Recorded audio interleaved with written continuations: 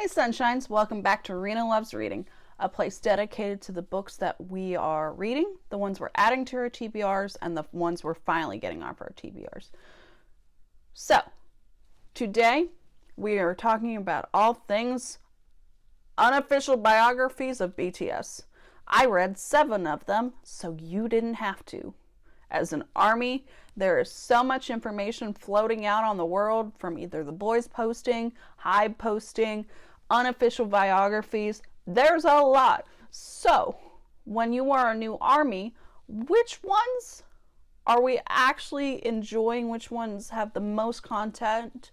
Which ones are good for beginners to understand where these boys came from 2013 all the way up to 2021, 2022.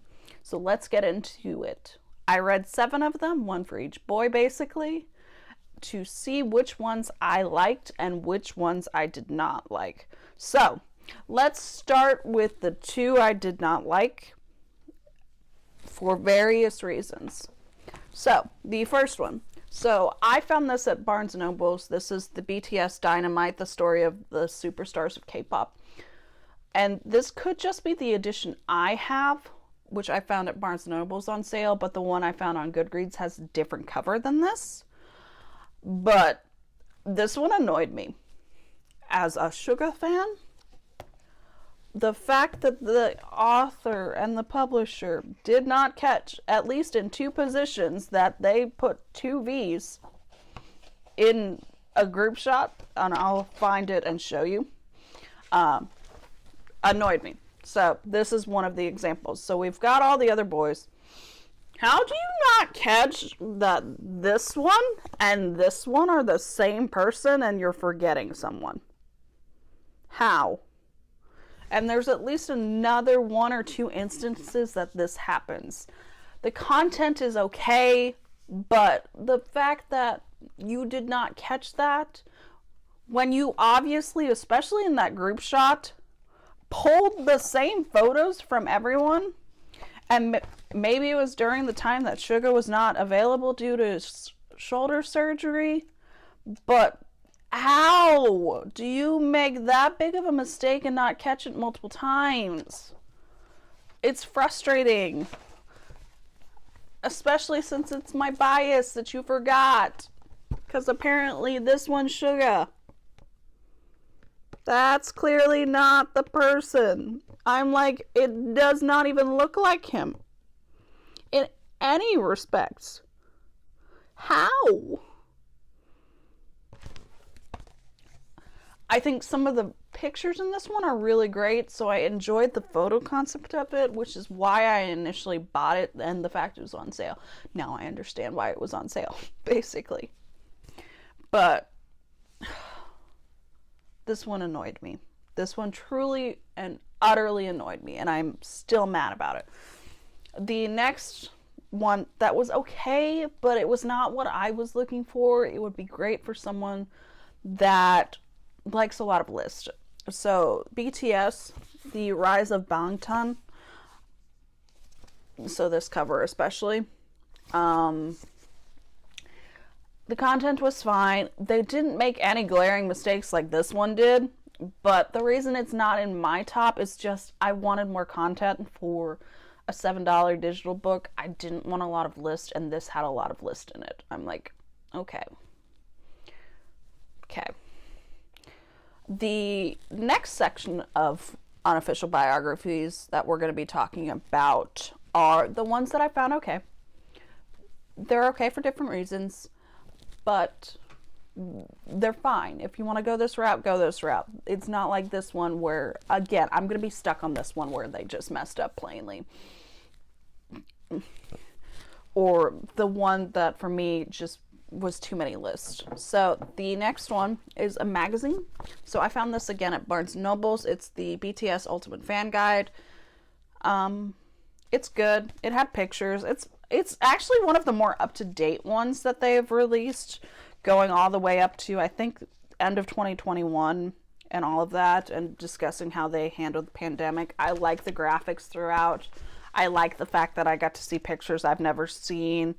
It's got some interesting posters you can pull out, and it was good. I enjoyed that it gave more background information, especially for where K-pop has come through.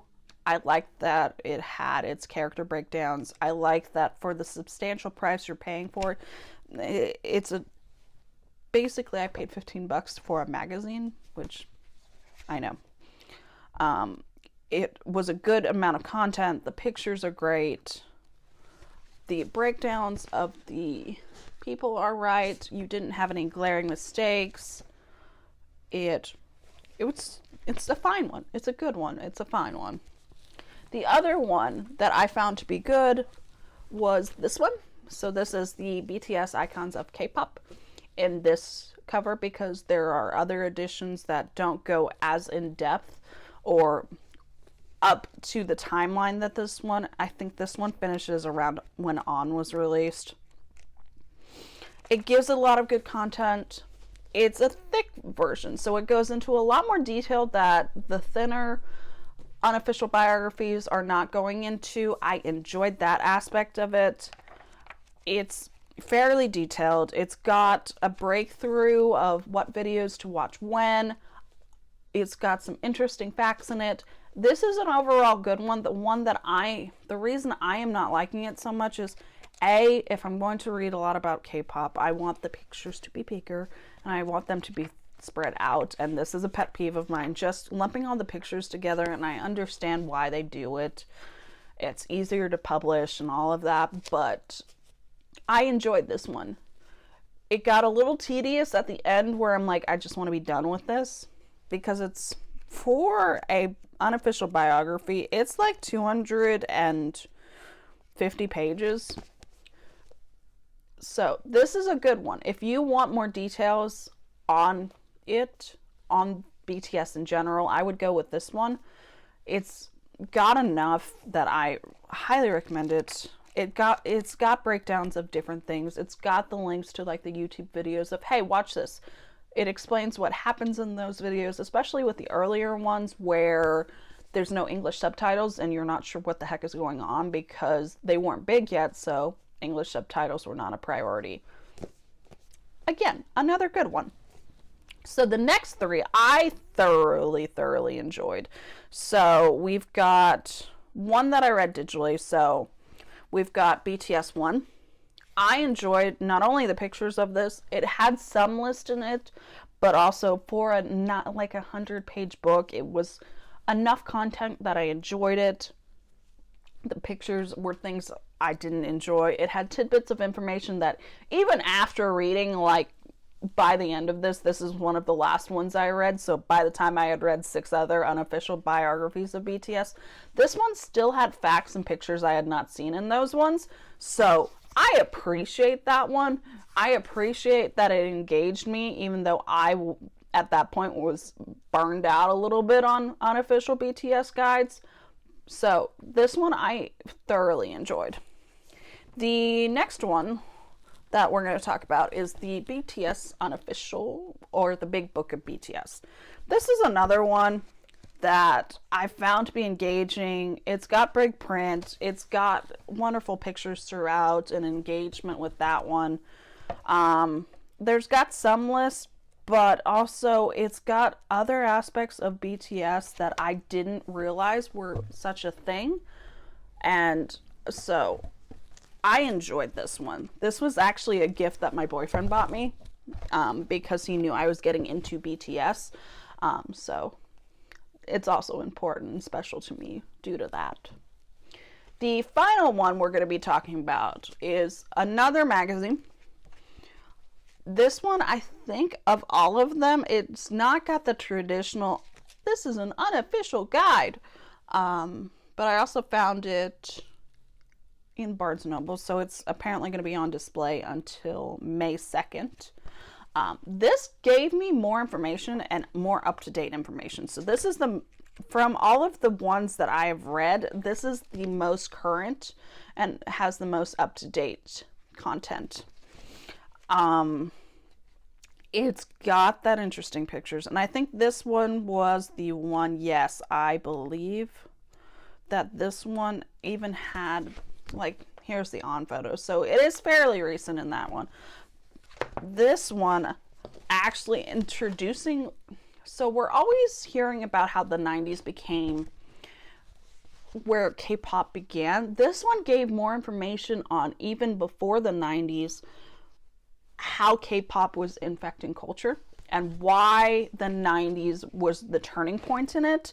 So I appreciated that one. Yeah, so we've got Butter Arrow stuff in this one as well, because there's Butter music video. So this has the most current information on BTS. It went into more detail on things I did not know about in terms of where K-pop started. And this is my favorite one of all of them. So, have you ever read an unofficial BTS biography? What do you think? Which one's your favorite? Let me know. Let me know if there's any more that you want me to read in terms of unofficial BTS guides. I know there is at least one that is like the Blood, Sweat, and Tears guide that I want to read, but I didn't want to spend like $30 on it, and there's only one available on Amazon for $14. So we will see if we get that one read in the coming days. So, again, what are your thoughts on BTS? Let me know. Thanks for watching, guys. Please like, subscribe, and comment down below.